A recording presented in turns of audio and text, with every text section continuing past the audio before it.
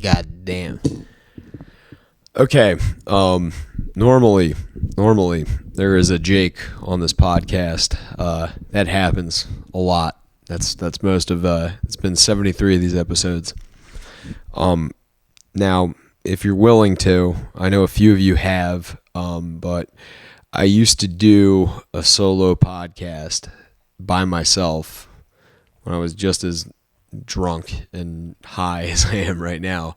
It was called Movies You Buy, and if you can find it, I highly recommend not listening to it, but I haven't done one of these in a while. But Jake's busy. He's doing his thing right now, and I don't want to disturb him. But we still need to put content out. So I thought I would try to do something cool here. And I'm going to try and do it with some like old school, like fucking Buster Keaton camera trickery. I hope I can pull it off. But all right, so Jake and I have been doing the podcast and been at odds on one particular subject. Not like bad or anything, but it has been an interesting topic of discussion, at least in my opinion. Jake and I do not agree on the legitimacy of Bert Kreischer, so I thought it would be fun to we're gonna do a let's watch. So everybody, I implore you, if you can, I'm going to watch The Machine, which just dropped on Netflix today, and I'm going to watch it. This is the first time I've seen it. I know what it's about. I've heard the bit. I know, like, generally, but I haven't watched a trailer for it. I mean, I've seen, like, bits and pieces of what it is, but I haven't outright watched, like, the full trailer, because I wanted to go into this movie as cold as possible, and I've heard that it is just utter garbage, and I usually do, when I did Movies You Buy, I would do 10 minutes up front, so I think I'm at 2.5 minutes. All right, so let's talk about this real quick. So Bert Kreischer, The Machine. Bert Kreischer is a stand-up comedian. He's from Florida, and he got popular doing stand-up comedy in Boston with the Boston circuit. Like some of the people that Jake and I often reference on the podcast, they're regulars on Opie and Anthony. They're stand-up comedians like, Patrice O'Neal, Joe Rogan, fucking Bill Burr, Colin Quinn. Actually Colin Quinn, I don't even fucking think. I think I got that wrong too. Nope. There we go. I think Colin Quinn was New York. Anyway, I don't give a shit. Anyway, Bert was like the freshman to their senior as a comedian in Boston, and then he got popular on the circuit, and then he has this bit that got really popular due to Facebook and viral marketing and shit like that. He had a bit that was when he was in college. He had taken a Russian class, and it accidentally ended up creating a situation where he was in the mafia in Russia, and it's called The Machine. And if you have Facebook, it's been shared 1 billion times, so you know exactly what I'm fucking talking about. The Machine is just his bit. It's his closer. It's like, if you know anything about stand-up comedy, it's the piece de resistance to his bit, to his act. So like, he decided, I guess, a few years ago, because a little bit further back on him too. I'm doing a great job of this. I'm here. I've literally been drinking all day. There's a hurricane going on out there, so I had the day off work, and my boss got me drunk, and then I went out drinking with friends. So I'm drunk right now, like really drunk, and I smoked a lot of weed today, all throughout the day, and then just right before I set this up in my living room. With Cheyenne here, because I don't have Jake, so I got Cheyenne. But this is all Tarantino, and I'm sorry. So Bert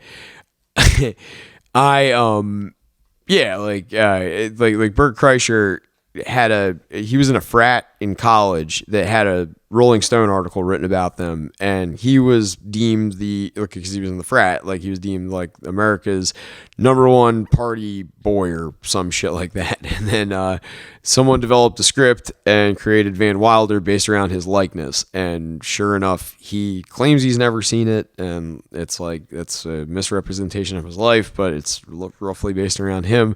So I guess this is, from what I'm understanding, and I understand this is like a major embellishment too. But from what I understand, this is Bert Kreischer's kind of like reimagining of his optimized, like, you know, idealized version of his like early youth, and then like a little bit of dramatization past that. Like, so I don't know too much. I just know that it's like a little bit of what the real story was, and then a little bit of him dramatizing what presently could have happened had that gone completely different. And I've never done a Let's Watch before. Like, this is honestly the first time I've ever tried this too. And I think this is like a really, I don't know, ballsy idea to try and do this, but you know, it's gonna happen. We got like a 2-hour movie here. I'm looking at the fucking timeline now, so I guess. Oh man, I was gonna try and do 10 minutes. All you need to know is Bert Kreischer. He's a comedian. This is him this is his closing bit that has been extended. It's about, I mean, sure, why not? It's about, he was in a Russian class. He took a class on Russian and ended up in the Russian mafia.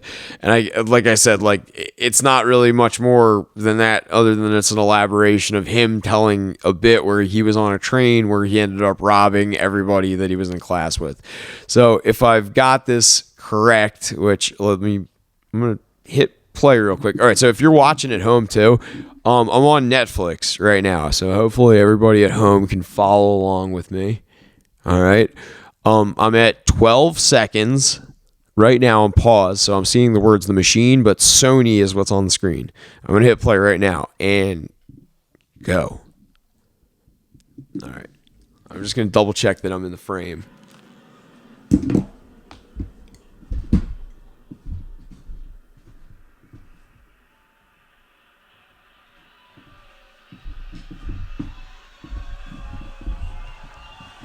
All right, we're good.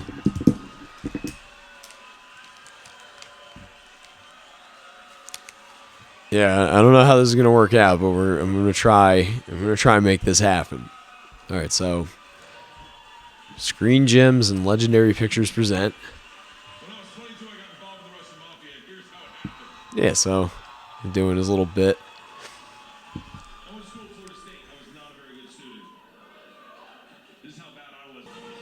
Oh yeah, apparently Mark Hamill's in this too. Which it's cool. I'm glad Mark Hamill's still working. No, I'm really not happy Bert Kreischer's still working. I'm just kidding. I enjoy him. It's funny. I have a love-hate relationship with him because he's somebody that irritates me in a way that makes me happy. There's very few things in life that you can both simultaneously enjoy and hate. Like drugs, possibly. Indulging in stuff. There's really not too many things though that you can like just have accessibility to that aren't going to either cost you an arm or a leg or be like really hard to get. That you're gonna like instantly regret loving. And Bert Kreischer's like literally the only thing I can think of that I hate how much I enjoy. He makes me laugh. He's funny, but it's like his whole disposition pisses me off, and everything about him annoys me. And the fact that he's successful is like I feel so happy for him, and it's like he doesn't need my validation at all. Like I know for a fact he doesn't, but it's just how like. Somebody that falls that ass backwards into success for just being exactly who they were destined to be, but instead of them being a failure on a bar stool somewhere in like Tallahassee, Florida, you're doing it in Los Angeles in a hot tub with your friends. Like, good for you. That makes me happy. Not that I'm doing like I'm watching a movie with a dog doing a schizophrenia thing, but I mean, all right. These matches on action are driving me fucking crazy because I'm high. Bert, you're doing too much with your hands, man. Come on, knock it off. If you know, like, if anybody actually knows what that means, like, he's driving me fucking nuts with that shit. And it's also not Leanne. Or it's Leanne doing a fit. I can't fucking tell. Who the fuck is, I don't know. Alright, so Jake, just to let you know, it starts out with a Melfi scene. This is fucking bullshit. Can I just fast forward? What do you have to think about that? He is not a good actor. Like, this is like it's funny. That's a funny thing. His belly's hanging out, like, it's cute.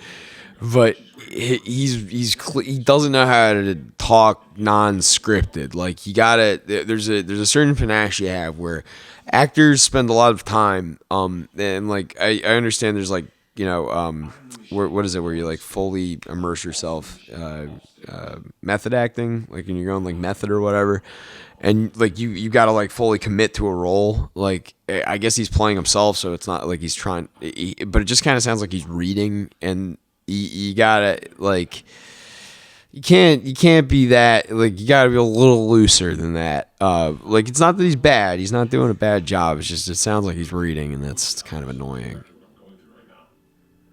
You can, and like, these matches on action are driving me fucking crazy. He moves around way too fucking much.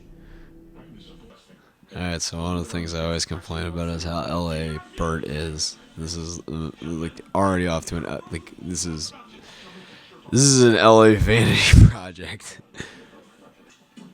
You know, I actually had an opportunity to meet him, and I couldn't because I was busy washing paintbrushes for some bitch named Sue that I was working for on Jay and Silent Bob reboot. He was on set for something. I forget what. I don't think it was he might have been doing Cock Knocker. I don't know.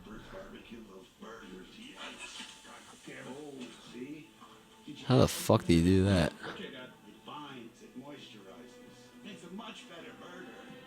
Oh, it would also help if the girl was on. His daughter's clearly like 25.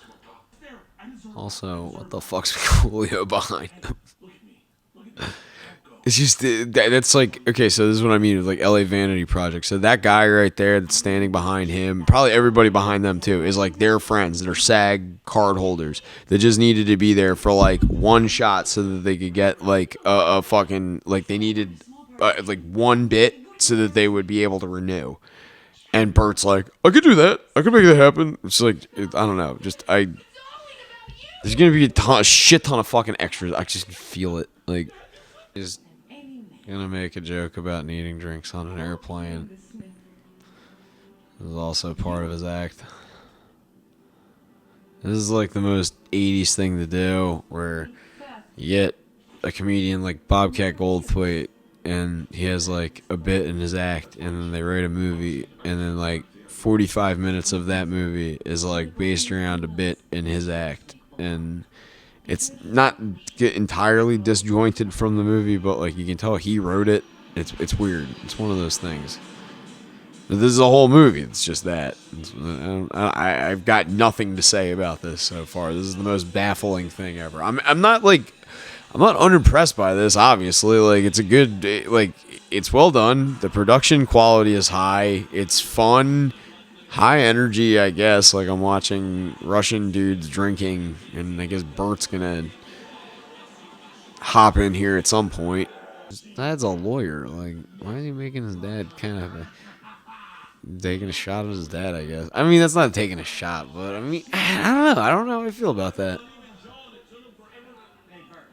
His dad represented the Hells Angels. Like, what the fuck? Why would you undermine that? That makes no sense to me. Are they going to DH him, or are they going to make it someone completely different? Oh, yeah. They made it someone completely different.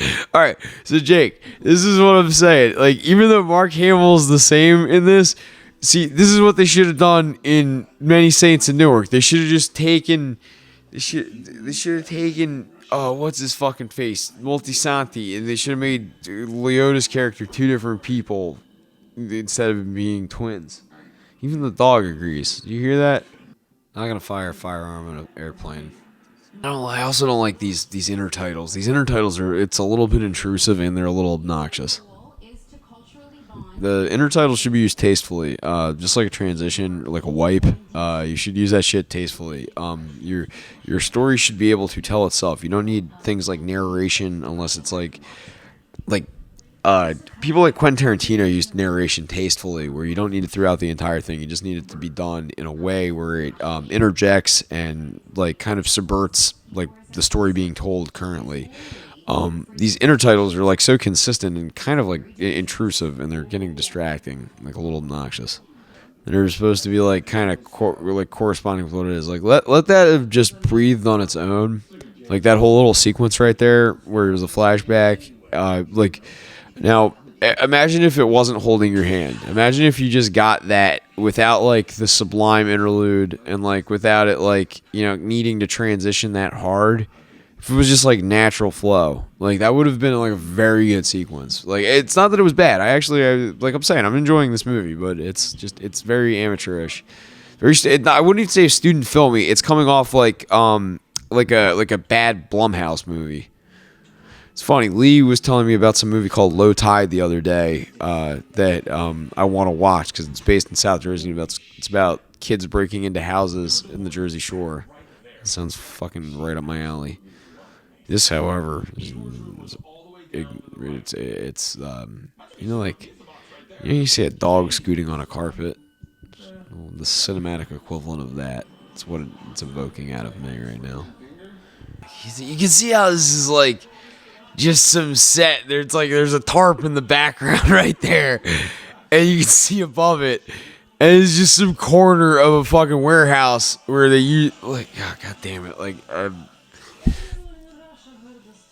It's fine. It's fine. I don't know why this is bothering me so much. This is how I watch movies, though. Like, if you ever wonder what it's like to watch me watch a movie, it's very uncomfortable. If you go to the movies with me, I don't eat anything. I'm like, I don't. I usually will get a water, if anything, maybe a coffee.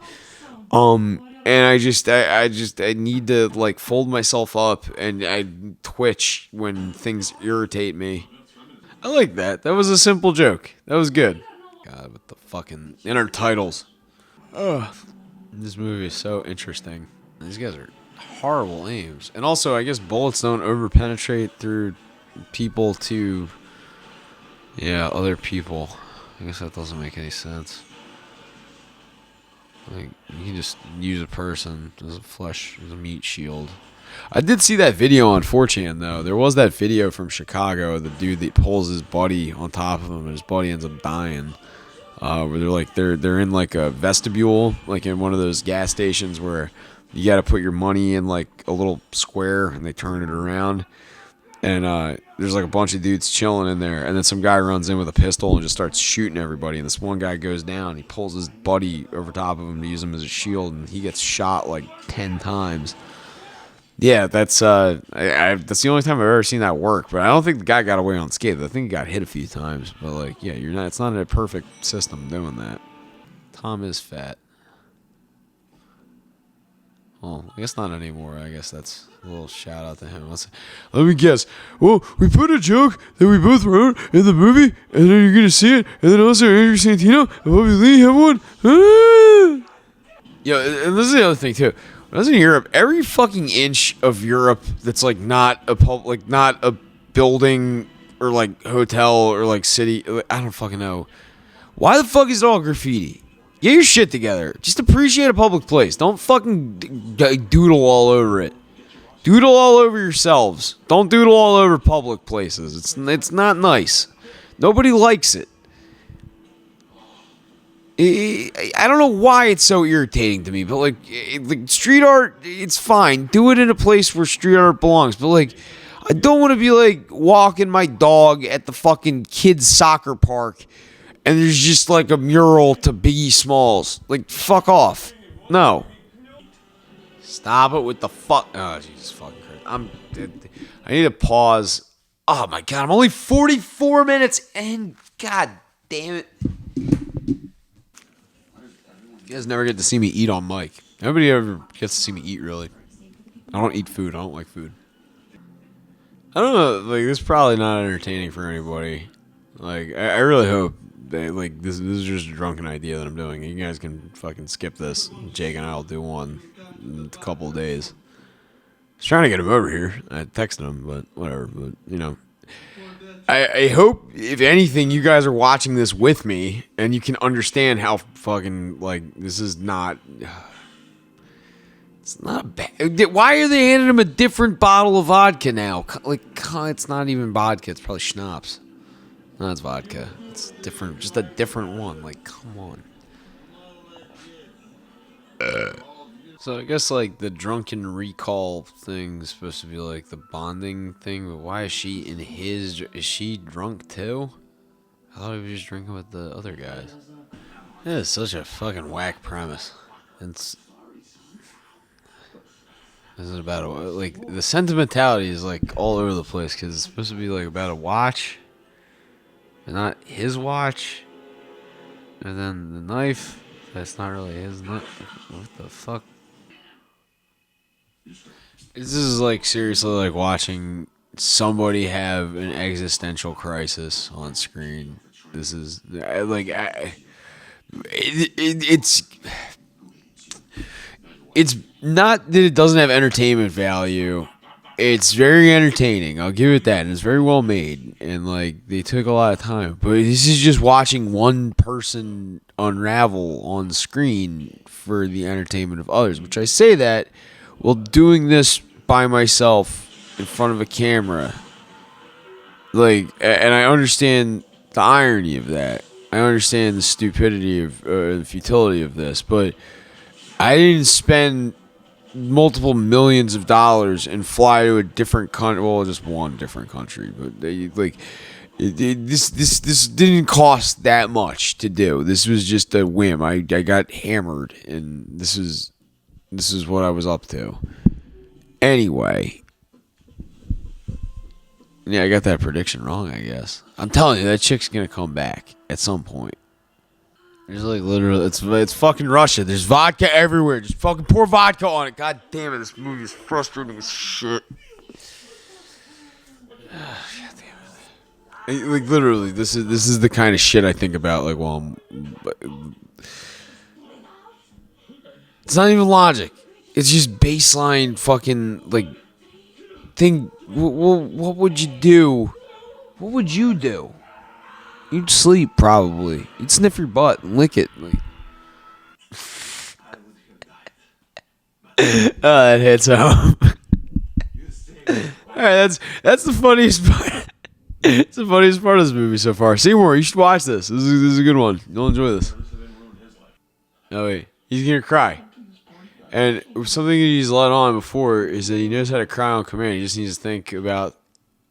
I know that he says he cries when he thinks about the time traveler's wife or whatever.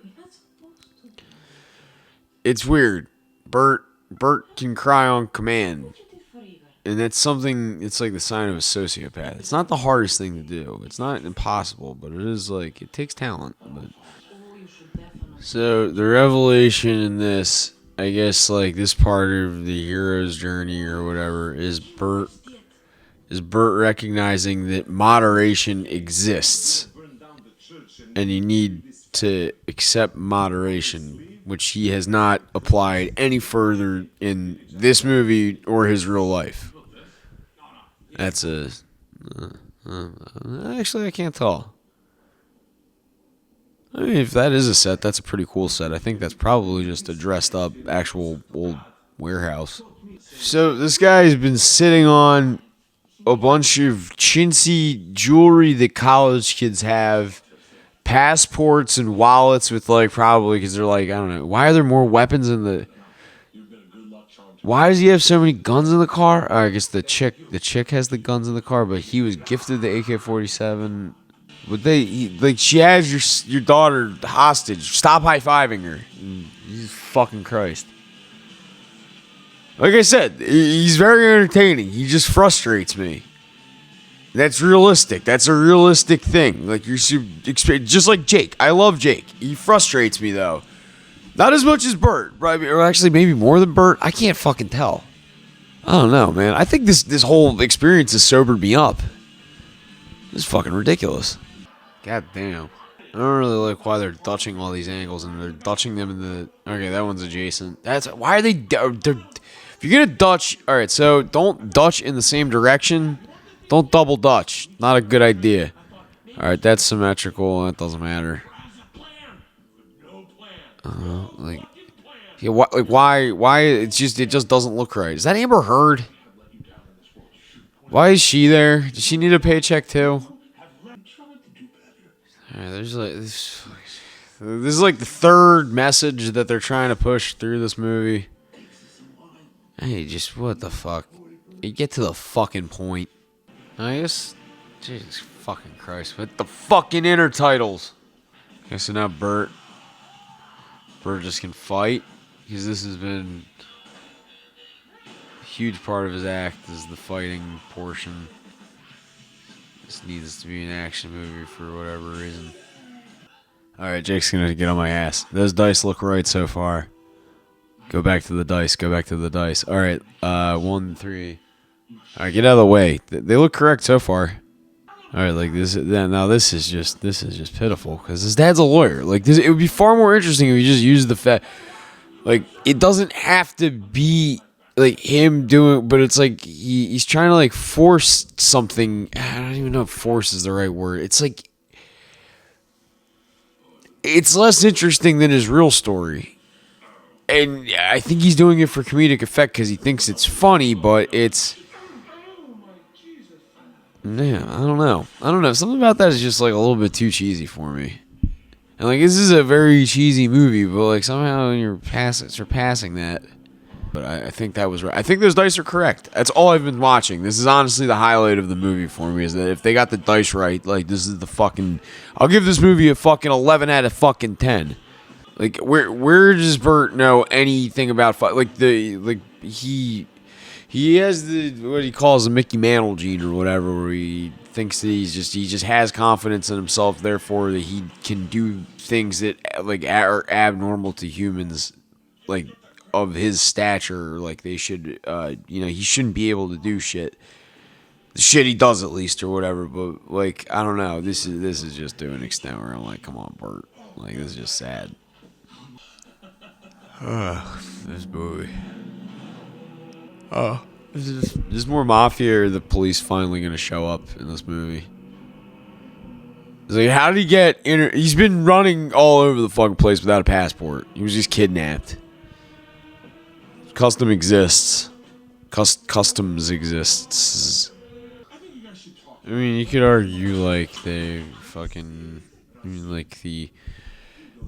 in this scene particularly, that the lighting or whatever is indicative of the things that Bert is putting behind him, as the red light is on his back, meaning the Russian saga is behind him, much as it may be a turn for this female lead. She's probably going to go on to greener pastures. Maybe even this fella if he doesn't end up dead.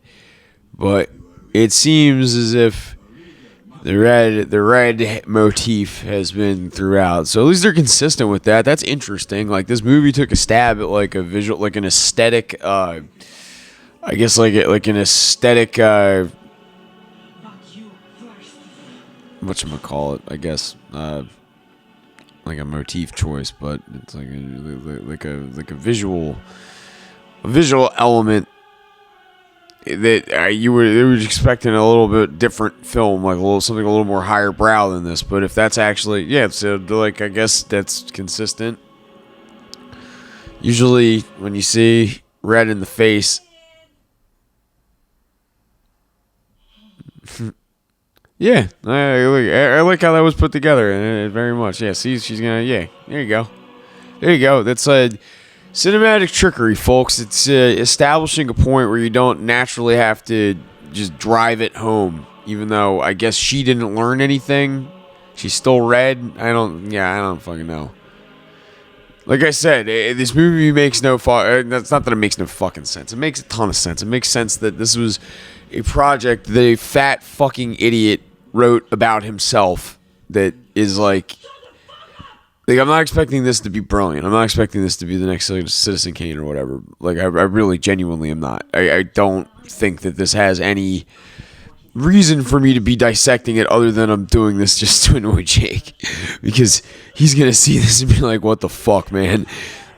All right, this is the third time you've high-fived him. You have his daughter as a hostage.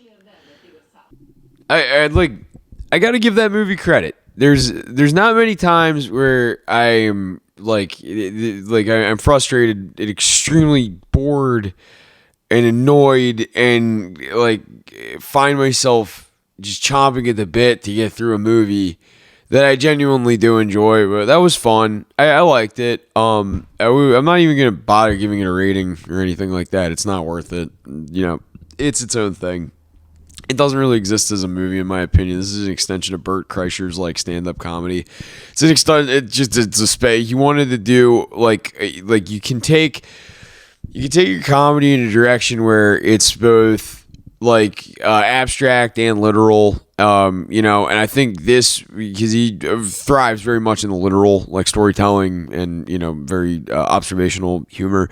And this is more of the abstract, where he's being creative with his own life story. And I wouldn't really call this like reimagining. Even it's like it's complete fictional fabrication with like elements of the truth, but more like his embellishments just kind of running wild, which like it functions. Like I said, this was a very frustrating movie to watch. As a movie, if you don't know who Bart Kreischer is, I honestly I think it's set up well enough where you at least know what's going on, but I really don't think that'll make very much sense to you. If you have no context to who he is, because that's just going to seem like, who the fuck is this fat dipshit? Like, they don't even really explain that he does comedy in there. Like, I mean, they do. Like, it's expressed in some facet, but yeah, I really like. You don't see him doing it other than like the intro when he's doing it, and it's just the bit. It's just that bit. Yeah, that's fucking weird. I don't fucking know. Like I said, I don't really want to rate this like a movie. I don't think that it would even deserve a rating, because it doesn't. It's not a movie. It's like you wouldn't rate a stand-up special on like the merit of its cinematography or story. Like it's just, it was funny. I chuckled a couple times. That's the most you could ask for something that gets plopped on Netflix. I can't ask or expect anything more of it. Now that being said, there's, I enjoy him personally, so naturally seeing this is a little bit of a treat. Going into this drunk too, I was expecting to be like way more belligerently angry at this film. It was just very long and very frustrating. I feel like this film legit sobered me up, because like I had to actually think. But the real 180 of the character, the Russian chick character, not really believable. I think that a lot of times writers, I heard something about Caitlin Olsen, the actress that plays Sweet D on It's Always Sunny in Philadelphia. I heard a thing about how she almost like initially quit the show because she didn't like the way that the guys on the show wrote her character, and she insisted on becoming a writer if she was going to stay on the show. And I think that's like actually like an interesting thing. Like, I mean, interesting in the sense that like, it's cool that she kind of took the initiative on her own volition to make her character have more of a voice that's centered. But it feels like the character has hit certain trajectories and certain benchmarks that in that show you wouldn't probably arrive at with just like a strictly male writing team. I think that's an interesting thing. I think that's like a pretty cool I guess like I wouldn't call it perspective, obviously, but I think that's like a neat like addition to like anything really. Like I like just like giving something more of like a personal voice or a personal touch, and this movie has that in spades. But yeah, that character seems very shoehorned in, and not like particularly like in a bad way. Like I said, I'm not gauging this as a movie. I'm not like judging it on the merit of the character's writing. I'm just saying that the character is holding a gun to his nuts and face for the first third of the movie. Then the second third of the movie, she's trying to understand fatty, boobatty, tits drunk guy doing drunk things. And then the more she understands him, the more she realizes that it's like a thing that she's missing in her life, and makes this like complete 180. But I don't know. I think it's more of the metamorphosis of Bert, but really that's like not really the like I'm like thinking on my feet here, just like it's like the metamorphosis of him, because like I said, it's like he's putting the like just the end right there, like that scene's like poignant, or at least it's like attempting to be poignant, and like that, like the Russian stuff, like that era of his life, like that piece of shit thing is behind him, and now he's like a different person, but like he has his own responsibilities to take care of, and stuff that he neglected in the past can catch up to him, and is like, I guess like not necessarily like, well, it is catching up to him, but it's not like I don't really even fucking know. Like I said, it's not muddled. It's not really like a muddled story. It's a pretty straightforward story, but like the actual like direct, like the literal message of it is just that like Bert is writing like a love, like this is Bert patting himself on the back, going, "I've grown, I did it, I grew, I did good." Like, and that's fine. It was entertaining. It was a decent movie. Let's see, what can I dissect further about this? I gotta find like one thing that I didn't like about it. There wasn't a single fucking lotta. I didn't see a lotta once. There you go. Thanks for listening. Go fuck yourself.